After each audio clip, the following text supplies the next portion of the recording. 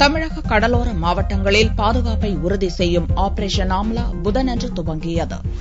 கடந்த 2008ஆம் ஆண்டு நவம்பர் மாதம் பாகிஸ்தான் தீவிரவாதிகள் கடல் வழியாக மும்பையில் நுழைந்து நடத்திய தாக்குதலில் 257 பேர் கொல்லப்பட்டனர். இந்த சம்பவத்தை தொடர்ந்து கடல் மற்றும் தரை வழியாக தீவிரவாதிகள் ஊடுருவலை தடுக்க ஒவ்வொரு ஆண்டும் ஆபரேஷன் ஆம்லா என்ற தீவிரவாத தடுப்பு ஒத்திகை நடத்தப்படுகிறது. போலி தீவிரவாதிகளாக ஊடுருவ முயற்சிப்போரை போலீசார், வருவாய்த்துறையினர், மீன்வளத்துறையினர் மற்றும் கடலோர காவல் படையினர் கண்காணித்து பிடிப்பர். இந்த ஒத்திகை மற்றும் கண்காணிப்பு புதனன்று துவங்கியது. 2 நாட்கள் நடக்கும் ஆபரேஷன் ஆம்லாவில் தமிழகம் முழுவதும் ஆயிரக்கணக்கான போலீசாருடன் கடற்படையினரும் இணைந்துள்ளனர். புதுச்சேரி மாநிலத்தில் புதனன்று துவங்கிய பாதுகாப்பு ஒத்திகையில் கவர்னர் மாளிகை, தலைமை செயலகம் மற்றும் முக்கிய அலுவலகங்கள், மக்கள் அதிகம் கூடும் இடங்களில் போலீசார் தீவிர கண்காணிப்பில் ஈடுபட்டனர். இந்திய கடலோர காவல்படை மையத்தில் உள்ள கடற்படை வீரர்கள் விழுப்புரம், புதுச்சேரி, கடலூர் ஆகிய 3 மாவட்ட கடற்பகுதிகளை கண்காணித்து வருகின்றனர். இந்த பாதுகாப்பு ஒத்திகை வியாழனன்று இரவு நிறைவடைகிறது.